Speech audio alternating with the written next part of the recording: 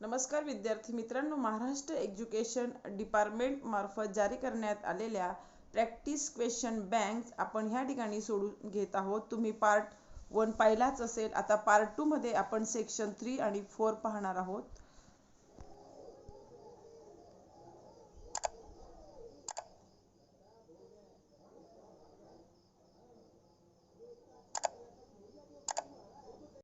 आता आपण ह्या ठिकाणी section 3 poetry 10 marks activity set second पाहत आहोत. बघा आता ह्या ठिकाणी question 3A, read the following stanzas and do the activities 5 marks.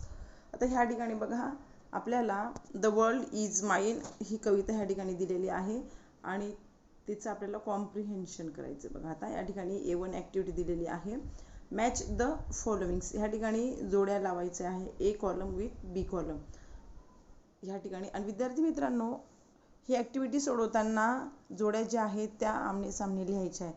म्हणजे पहिल्याची जोडी जी येते ती बी सेक्शनमध्ये समोरासमोर लिहायची आहेत. क्रॉस असे बाण दाखवायचे नाहीत. आता आपण ह्या जोड्या सोडून घेणार आहोत आणि ह्या सगळ्यांची उत्तरं ह्या कवितेतच दिलेली आहे. बघा ह्या ठिकाणी ही कविता दिलेली आहे.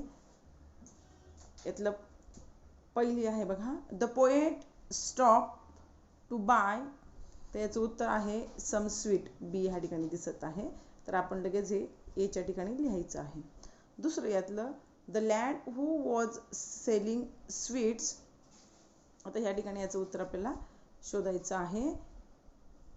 Was very thankful to the speaker, याचं उत्तर हे आहे. आता तिसरं बघा, the poet says the world is mine because, याचं उत्तर आहे he can experience the beauty and gifts. D याचं उत्तर आहे. आणि फोर्थ आहे, the poet talk to lad who was selling sweets seem calm and blind, म्हणजे याची जोडी सी आहे. म्हणून आता आपण ह्या जोड्या अशा व्यवस्थित क्रमाने लिहून घ्यायच्या. बघा आता ह्या ठिकाणी मी लिहिलेल्या आहेत. या पद्धतीने आपण जोड्या लावायच्या आहेत. अशा पद्धतीने ही ॲक्टिव्हिटी सोडवायची आहे. आता दुसरी ॲक्टिव्हिटी आपण पाहणार आहोत. A2 बघा, complete the following web diagram. आपल्याला दिलेला हा जो वेब डायग्राम आहे तो आपल्याला कंप्लीट करायचा आहे. आता ह्या ठिकाणी प्रश्न आहे, the young girl on the bus, तर त्या बसमधली ती सुंदर तरुणी जी होती तिचं वर्णन ह्या ठिकाणी was dash dash was dash dash had dash dash had dash dash, म्हणजे तिच्या विषयी ही आपल्याला 4 वाक्य लिहायची आहेत.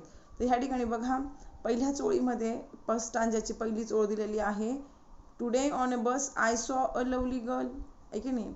ह्या ठिकाणी द गर्ल वॉज लवली, म्हणजे लवली हा शब्द या ठिकाणी पहिलं वाक्य येणार. आणि दुसरं, I envied her she seem so gay, means she was happy or gay. आपण कोणते एक लिहू शकतो, सी वॉज गे. आणि नंतर बघा हॅड आणि हॅड, म्हणजे तिला नंतर तिसऱ्या ओळीत चौथ्या ओळीत बघा सी हॅड वन लेग, बरोबर ह्या ठिकाणी लिहायचं. मग सी हॅड वन लेग, इथं one leg. And then wore a crutch, आता ह्या ठिकाणी बघा ओर अ क्रंच ह्या ठिकाणी आपण ते लिहिणार आहोत. अशा पद्धतीने ही ॲक्टिव्हिटी आपण सोडवलेली आहे. आता A3 आपण पाहणार आहोत. A3, write the rhyming word from above stanzas 4. आता बघा ह्या ठिकाणी वरती दिलेला जो उतारा आहे म्हणजेच कविता आहे, कवितेच्या त्या स्टांजामधून कळव्यातून आपल्याला शोधायचे आहेत. आता हेअर आणि ब्लाइंड, आता हेअर ह्या ठिकाणी बघू आपण कुठे आहे. हां, तर ह्या ठिकाणी बघा फर्स्ट लाईनमध्ये हेअर आहे आणि त्यालाच यमक जुडणारं फेअर आहे, म्हणजे हेअर आणि फेअर. मग ह्या ठिकाणी हेअर आणि फेअर असं उत्तर येईल. आणि ह्या ठिकाणी बघा ब्लाइंड, हां हे बघा ब्लाइंड शेवटून तिसरी लाईन आणि हे काइंड, म्हणजे ह्या ठिकाणी यांची उत्तरं आपण असं लिहिणार आहोत. हेअर आणि फेअर, ब्लाइंड आणि काइंड, अशा पद्धतीने हा 1 मार्काचा प्रश्न आहे. आता आपण next B appreciation of the poem पाहणार आहोत. आपण आता बी क्वेश्चन पाहणार आहोत. क्वेश्चन 3 मधला या ठिकाणी बघा appreciation of the poem the twins ही कविता आपल्या समोर दिलेली आहे. बघा अतिशय सुंदर अशी ही कविता आहे. तर ह्या कवितेचं आपल्याला आता पोएटिक ॲप्रिसिएशन लिहायचं आहे, 5 मार्कासाठी आहे. तर ह्या ठिकाणी बघा टायटल आहे द ट्विन्स या ठिकाणी बघा, म्हणून आपण हे टायटल ह्या ठिकाणी लिहिणार आहोत the twins. Name of the poet ह्या ठिकाणी बघा कवीचं नाव दिलेलं आहे. बघा हेनरी ली. या ठिकाणी आपण ते नाव लिहायचं आहे पोएटचं. राईम स्कीम, आता बघा या ठिकाणी आपल्याला राईम स्कीम ह्या कवितेची लिहायची आहे. त्यासाठी बघा काय करायचं, राईम स्कीम लिहिताना कवितेच्या ज्या ओळी आहेत त्याच्यातलं शेवटचं लेटर जे आहे त्यावरून आपण राईम स्कीम लिहायची आहे. ह्या ठिकाणी आता लिम बी आहे म्हणून आपण याच्यासाठी ए घेणार आहोत. सेकंड लाईन आहे ब्रदर्स आर, त्या ठिकाणी बी घेणार आहोत. परंतु लिमला यमक जोडणारा शब्द आहे हिम म्हणून ह्या ठिकाणी ए घेणार आहोत. परत ह्या ठिकाणी ब्रदरला अनादर येतं म्हणजेच आपण इथं बी घेणार आहोत. अशा पद्धतीने आपण ही राईम स्कीम ह्या ठिकाणी लिहून घेतली आहे. म्हणून ह्या स्टांजाची राईम स्कीम बघा कशी येणार, ए बी ए बी. आता हे 4 ओळी झाल्या. आता पुन्हा ह्या ठिकाणी काय आलं, आता बघा सी येणार यांसाठी किन. त्याच्यानंतर पीच या ठिकाणी डी येणार. परत ट्विनसाठी सी आला आणि परत विच साठी डी आला. म्हणजेच याची राईम स्कीम काय येते, ए बी सी डी या पद्धतीची ही राईम स्कीम या फर्स्ट स्टांजाची आहे. अशाच पद्धतीने आपण सेकंड स्टांजाची राईम स्कीम ह्या ठिकाणी आपण लिहिणार आहोत आणि तशीच थर्ड स्टांजाची राईम स्कीम आहे आणि फोर्थ स्टांजाची राईम स्कीम आपण अशी लिहिणार आहोत. बघा या ठिकाणी ह्या सर्व राईम स्कीम दिलेल्या आहेत. तर मित्रांनो तुम्ही अशा पद्धतीने राईम स्कीम या ठिकाणी लिहायची आहे. आता फिगर ऑफ स्पीच यामध्ये एनीवन कोणताही एक अलंकार आला असेल तर आपल्याला लिहायचं. या ठिकाणी बघा फर्स्ट लाईन मध्येच आपल्याला ह्या ठिकाणी अलंकार दिसतोय बघा, in form and feature face and लिम. ह्या ठिकाणी अलिट्रेशन हा अलंकार तयार होतो का, तर the sound F is repeated here म्हणून ह्या ठिकाणी अलिट्रेशन हा अलंकार तयार होतो. त्याच पद्धतीने ह्या कवितेमध्ये हायपरबोल अलंकार देखील आपण ह्या ठिकाणी पाहणार आहोत. बघा तर ही जी कविता आहे ती हायपरबोल आहे. बघा ह्या ठिकाणी and when I died the neighbours came and buried brother John, ह्या ठिकाणी हायपरबोल आहे. एवढंच नाही तर यामध्ये पण हा अलंकार देखील आहे. पण म्हणजेच श्लेष अलंकार, त्याची 2 उदाहरणं ह्या ठिकाणी आहेत. बघा तर अशा पद्धतीने आपण कोणताही एक अलंकार लिहू शकतो.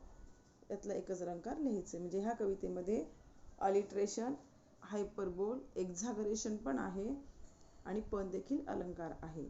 आता central idea of the poem, central idea or theme in about 2 or 3 lines. हा 2 मार्काचा प्रश्न आहे. आपल्याला ह्या कवितेची मध्यवर्ती संकल्पना लिहायची आहे. मग ह्या कवितेची मध्यवर्ती कल्पना अशी आहे बघा, the central idea of this poem is that the problems of or absurdities that occur in the life of twins due to close resemblance. अशा पद्धतीने आपण ह्या कवितेचं ॲप्रिसिएशन केलेलं आहे. आता आपण नेक्स्ट ॲक्टिव्हिटी पाहणार आहोत. आता आपण सेक्शन 4 नॉन टेक्स्चुअल पॅसेजेस म्हणजेच क्वेश्चन 4 पाहणार आहोत. हा देखील 15 मार्काचा प्रश्न आहे. बघा या ठिकाणी question 4 A, read the following passage and do the activities 10 marks. खालील दिलेला उतारा वाचायचा आणि त्याच्यावरच्या ॲक्टिव्हिटी सोडवायच्या. हा अनसीन पॅसेज दिलेला ह्या ठिकाणी बघा, किंग कृष्णदेवराय याच्यावर आधारित असा हा नॉन टेक्स्चुअल पॅसेज आहे. याच्यावरच्या हे ॲक्टिव्हिटी आपण सोडवणार आहोत. आता ह्या ठिकाणी बघा A1 पहिली ॲक्टिव्हिटी आहे, state whether the following statements are true or false. दिलेल्या ज्या वाक्य आहेत ते चूक की बरोबर हे आपल्याला लिहायचं आहे. आता यातलं पहिलं वाक्य बघा, the king's temperament also change. This sentence is true. Second, the king was happy with predictions of the astrologer. आहे की नाही, हे वाक्य चूक आहे, means false. Third sentence, the courtier sought an audience with Tenali Raman. This sentence is true. And fourth is, courtiers advise the king to regulate his diet. This sentence is also false. अशा पद्धतीने ही activity आपण सोडवली आहोत. आता पुढची activity बघू आपण, complete the web. आता आपण सेकंड A2 पाहणार आहोत. बघा कंप्लीट द वेब, दिलेला वेब डायग्राम जो आहे तो पूर्ण करायचा आहे, 2 मार्कासाठी आहे बघा. आता आपण A2 ही ॲक्टिव्हिटी पाहणार आहोत. कंप्लीट द वेब 2 मार्कासाठी आहे बघा. The king grew fat and heavy because. तर ह्या ठिकाणी बघा पॅसेजमध्येच दिलेलं आहे इथे. तर राजा जो होता तो लठ्ठ आणि काय झाला, तो हेवी झाला आहे की नाही. तर ते ह्या ठिकाणी आपल्याला शोधायचे, त्याची कारणं 4 कारणं दिलेली आहेत. आता ह्या ठिकाणी आपण ती शोधणार आहोत बघा. ह्या ठिकाणीच दिलेलं आहे. तर आपण ह्या ठिकाणी फर्स्ट आपल्याला लिहायचं आहे बघा, बिकॉज स्टॉप एक्झरसाइज, कारण त्याने त्या ठिकाणी सराव थांबवला. ह्या ठिकाणी दुसरं घेणार आहोत, स्टॉप हॉर्स रायडिंग. ह्या ठिकाणी लिहिणार आहोत overate and became fat and heavy. अशा पद्धतीने हे उत्तर आपल्याला अभिप्रेत आहे. याचे 4 आणि 5 कारणं दिलेली आहेत, आपण ती लिहिणार आहोत. झालं. आता नेक्स्ट ॲक्टिव्हिटी आपण पाहणार आहोत. A3 बघा ह्या ठिकाणी दिलेली आहे. Find out describing words from the passage for the words given below. 2 मार्कासाठी आहे. खालील दिलेल्या शब्दांसाठी आपल्याला डिस्क्रायबिंग वर्ड्स लिहायचे आहेत बघा ह्या ठिकाणी. तर ह्या ठिकाणी पहिलं दिलेलं बघा एक्झरसाइज. तर याच्यासाठी डिस्क्रायबिंग वर्ड आहे, काय आहे, हेवी एक्झरसाइज. दुसरं आहे लाईफस्टाईल, सिडेंटरी लाईफस्टाईल. थर्ड आहे राईड, लॉंग राईड. आणि फोर्थ आहे फिजिशियन, रॉयल फिजिशियन. अशा पद्धतीने आपण ह्या पॅसेजमध्ये शोधून लिहू शकतो. आता यानंतर A4 ॲक्टिव्हिटी बघा, do as directed for 2 marks. 2 मार्कासाठी ही ग्रामरवरची ॲक्टिव्हिटी आहे. यातलं पहिलं आहे बघा, the king Krishnadevaraya would perform heavy exercise every morning. ग्रामरचं वाक्य दिलेलं आहे आणि कंसात दिलेलं ग्रामरचं वाक्य दिलं बघा. King Krishnadevaraya would perform heavy exercise every morning. Use ह्या ठिकाणी यूज टू. मग ह्या ठिकाणी वूडच्या ऐवजी यूज टू आपल्याला हा शब्द वापरायचा आहे आणि वाक्य पुन्हा लिहायचं बघा. कसं होईल, king Krishnadevaraya use to perform heavy exercise every morning.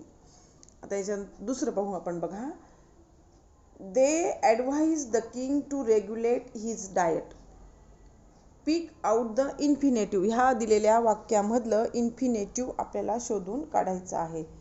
आता ह्या ठिकाणी बघा, टू रेग्युलेट याच्या खाली अंडरलाईन करायची किंवा वाक्य पुन्हा लिहायचं आणि टू रेग्युलेट याच्या खाली अंडरलाईन करायचं, कारण याच्यामधलं इन्फिनेटिव्ह टू रेग्युलेट आहे. इन्फिनेटिव्ह म्हणजेच काय, रूट वर्ब ऑफ द, म्हणजे रूट वर्ब आपण क्रियापदाचं लिहित असतो. आता A5 दिलेलं आहे, what are the benefits of daily exercise. आपण ह्या प्रश्नाचं उत्तर पाहणार आहोत. 2 मार्कासाठी प्रश्न आहे. There are many benefits of daily exercise. By doing exercise, we become fit and healthy. We also feel very fresh. By doing exercise, we maintain our physical stamina and strength. By exercise, we fit ourselves very healthy and happy. विद्यार्थी मित्रांनो, यानंतरचा question आहे question 4B, summary writing. Read the passage given in question number 4A and write a summary of it. Suggest a suitable title to this summary. तर दिलेल्या हा जो उतारा आहे त्याची आपल्याला समरी या ठिकाणी लिहायची आहे, म्हणजे सारांश लेखन करायचं आहे आणि दिलेल्या उताराला एक योग्य ते शीर्षक द्यायचं आहे. त्यात आपण ही समरी ह्या ठिकाणी कशी लिहिणार ते बघू. काळजीपूर्वक ऐका, लिहा, वाचा आणि तुमच्या हस्ताक्षरामध्ये सगळं हे व्यवस्थित लिहून काढा. याचं टायटल आहे बघा, किंग कृष्णदेवराय किंवा benefits of daily exercise.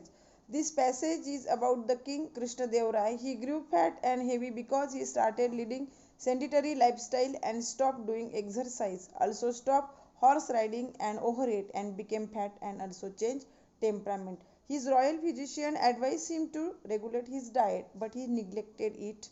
At last, courtiers found out solution with the help of Tenali Raman and find out the solution by a trick. मग काय विद्यार्थी मित्रांनो, लिहून काढणार ना ही क्वेश्चन बँक. चांगल्या हस्ताक्षरात लिहा आणि तुमच्या वर्ग शिक्षकांना दाखवा.